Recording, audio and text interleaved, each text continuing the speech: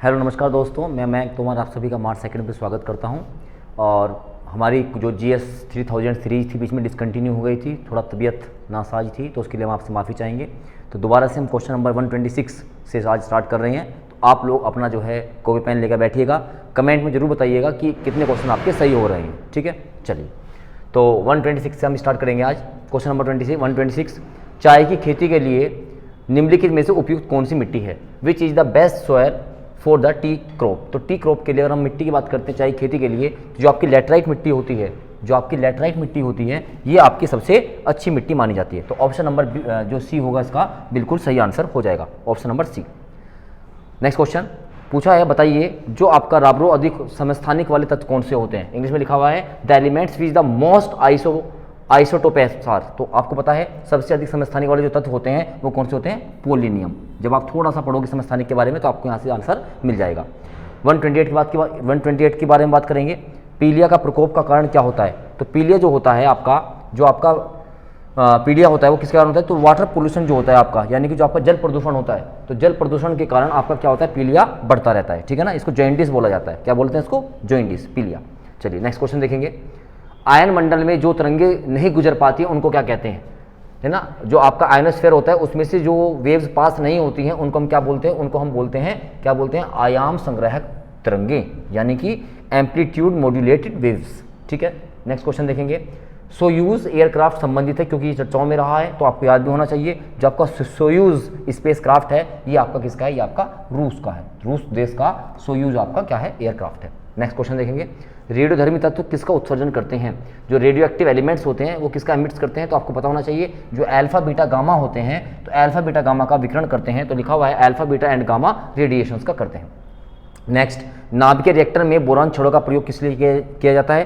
तो बोरान छड़े क्या होती है? जो आपका अतिरिक्त न्यूट्रॉन्स होते हैं उसको अवशोषित करने का काम किया जाता है। ठीक है ना, जो आपके अतिरिक्त न्यूट्रॉन होते हैं उसको अवशोषण करने के लिए काम किया जाता है, absorb the axis of neutrons. ठीक है, चलिए आज लग रहा है कि केमिस्ट्री कुछ ज़्यादा क्वेश्चंस हैं, पर सारे क्वेश्चंस आपके एग्जाम में पूछे गए हैं। ठीक है, चलिए नाभिकीय रिएक्टर में बोरॉन छड़ों का प्रयोग। अच्छा, ये हो गया हमारा क्वेश्चन। ब्रह्मांड की प्रकृति, उत्पत्ति और इतिहास का विज्ञान क्या कहलाता है? तो आपको पता होना चाहिए कॉस्मोलॉजी क्या कहलाता है आपका? जो हमारा ब्रह्मांड का अध्ययन होता है उसको हम बोलते हैं कॉस्मोलॉजी। ठीक है, आप मुझे कमेंट में बताएंगे जो समुद्र होता है, समुद्र के अध्ययन को क्या कहते हैं? The study of the ocean, उसको हम क्या कहते हैं? आप मुझे कमेंट में जरूर बताएंगे एक बार। नदियों में जल प्रदूषण की माप की जाती है। Water pollution in reverse is measured by. तो आपको पता है जो ऑक्सीजन होती है, जो ऑक्सीजन की घुली हुई मात्रा होती है जल में, उसी से हम निकालते हैं, जिसको हम बोलते हैं BOD, है ना, BOD।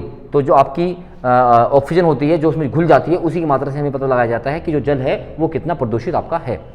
कौन सी गैसें फूलों का रंग उड़ा देती है? Which gas bleach the colour of the flower? तो bleach the colour of flower तो कौन सी होती है? वो आपकी क्लोरीन गैस होती है। जो क्लोरीन गैस होती है ये आपका फूलों का रंगों का उड़ा देती है। ठीक है ना, चलिए नेक्स्ट देखेंगे। वायुमंडल में मुख्यतः जिस भाग द्वारा पौधे कार्बन डाइऑक्साइड प्राप्त करते हैं वो क्या कहलाती है? Plants take carbon dioxide from the atmosphere mainly through their leaves, यानी उनके पत्तियों के द्वारा कार्बन डाइऑक्साइड को क्या करते हैं? वो क्या करते हैं? उसका प्राप्त करते हैं। ठीक है, चलिए। और क्लोरोफिल में क्या होता है? सबको पता ही होगा, तो मैग्नीशियम होता है। जो क्लोरोफिल होता है, क्लोरोफिल में क्या होता है? मैग्नीशियम होता है। ठीक है, चलिए 138 पर देखेंगे। किस पर द्रव में गैस की विलेयता बढ़ जाती है? जो आपकी सोलिबिलिटी होती है of A gas in a liquid increases, तो जैसे जैसे उसका प्रेशर बढ़ता जाएगा तो आपकी सोलिबिलिटी ऑफ द लिक्विड जो है वो इंक्रीज होती जाएगी, वो द्रव में आपकी गैस की विलेयता बढ़ती चली जाएगी। नेक्स्ट बढ़िया क्वेश्चन है, इंपॉर्टेंट मार्क करेंगे 139 को।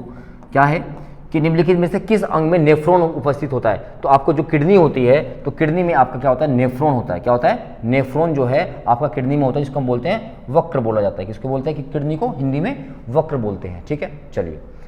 जैव विविधता में से किस पर प्रभाव पड़ता है? तो जैव विविधता आपको पता है जो बायोडाइवर्सिटी होती है उसमें हर चीज़ पे आपका क्या पड़ता है? इम्पैक्ट पड़ता है। चाहे वो आपका पर्यावरण प्रदूषण हो, चाहे वो आपका समुद्र का मामला हो, चाहे आपका जलवायु हो, तो सब में आपका प्रभाव पड़ता है। किसका पड़ता है? आपका बायोडाइवर्सिटी का, यानी कि जैव विविधता का। आप मुझे बताएंगे जैव विविधता दिवस कब मनाया जाता है? जैव विविधता दिवस कब मनाते हैं? बायोडाइवर्सिटी डे कब मनाते हैं? आप मुझे बताएंगे। ठीक है, चलिए। हेक्सामिथाइल डायमाइन और एडिपिक एसिड के संग्रहण से कौन सा पॉलीमर मिलता है? तो नाइलॉन 6 मिलता है। जो किस से मिलता है? हेक्सामिथाइल डायमीन और एडिपिक एसिड के मिलाने से मिलता है नाइलॉन 6। चलिए sound waves in the air are example of, वायु में ध्वनि तरंगी किसका उदाहरण होता है आपको बताइए, तो लॉन्गिट्यूडनल जो वेव्स होती हैं यानी कि अनुदैर्ध्य जो तरंगे होती हैं उसी को हम क्या बोलते हैं, वायु में ध्वनि तरंगे बोलते हैं। नेक्स्ट बेहद अच्छा क्वेश्चन है, would of which tree is usually used in making the pencils, pencil बनाने में निम्नलिखित में से किस वृक्ष की लकड़ी का प्रयोग सामान्यतः किया जाता है, तो सिडार एक पेड़ होता है, तो सिडार की लकड़ियों का प्रयोग करते हैं हम किसके अंदर, पेंसिल बनाने के लिए। निम्नलिखित में से वह कौन सी धातु है जिसका ऑक्साइड परत बनाने के कारण संरक्षण नहीं होता है या संक्षारण नहीं होता है, which metal does not undergoes corrosion due to the formation of oxide layer, तो एल्यूमिनियम एक ऐसी आपकी धातु होती है जिसपे आप ऑक्साइड लेयर करेंगे तो उसका क्षरण नहीं होगा। ठीक है, चलिए नेक्स्ट क्वेश्चन देखेंगे। विरल गैस के विकृत बादल कहलाते हैं, थोड़ी जो हिंदी है इसकी थोड़ी बड़ी अजीब सी है।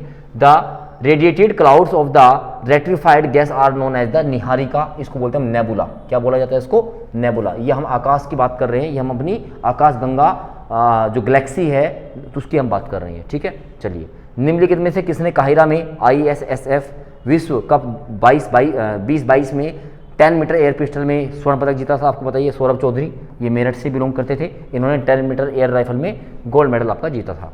ऐसे ही नेक्स्ट क्वेश्चन आपका करंट अफेयर का 22 का रहा है, मास्को वुशु स्टार चैंपियनशिप 22 में जूनियर टूर्नामेंट में स्वर्ण पदक किसने जीता है, तो सादिक तारिक ने जीता था। ये आपको रटना ही है भाई, याद ही करना पड़ेगा, रटना है। हाल ही में निम्नलिखित में से किसने बायोमेडिकल इनोवेशन पर ICMR DHR नीति लॉन्च की है, तो हमारे उस टाइम के जो क्या थे, स्वास्थ्य मंत्री थे, हेल्थ मिनिस्टर थे, मनसुख मंडाविया, उसने ये लॉन्च किया था। ठीक है, इसके बाद देखेंगे नेक्स्ट क्वेश्चन। हाल ही में US सुप्रीम कोर्ट की पहली अश्वेत महिला जज, फर्स्ट ब्लैक वुमेन जज of the US supreme court, बहुत इंपॉर्टेंट क्वेश्चन रहेगा, तो केतनजी ब्राउन जैक्सन, ये आपके लिए इंपॉर्टेंट क्वेश्चन है। तो केतनजी ब्राउन जैक्सन क्योंकि ये पहली अश्वेत महिला जज बनी है, कहाँ पर, सुप्रीम कोर्ट में, US के। निम्नलिखित में से किस स्थान पर तत्कालीन राष्ट्रपति, उस टाइम के राष्ट्रपति हमारे रामनाथ कोविंद थे, आरोग्यम वनम, इंपॉर्टेंट क्वेश्चन रहेगा, तो आरोग्यम वनम का उद्घाटन किया गया था आपके प्रेसिडेंट हाउस नई दिल्ली में, राष्ट्रपति भवन नई दिल्ली के अंदर। तो ये आज के 25 क्वेश्चन थे। एक बार आप सेशन को लाइक शेयर जरूर कीजिएगा, पसंद आए तो इसको अपने दोस्तों में एक बार भेजिएगा भी जरूर, और लाइक वाला बटन जरूर दबाइएगा, कमेंट जरूर कीजिएगा। तब तक के लिए थैंक यू, जय हिंद, जय भारत।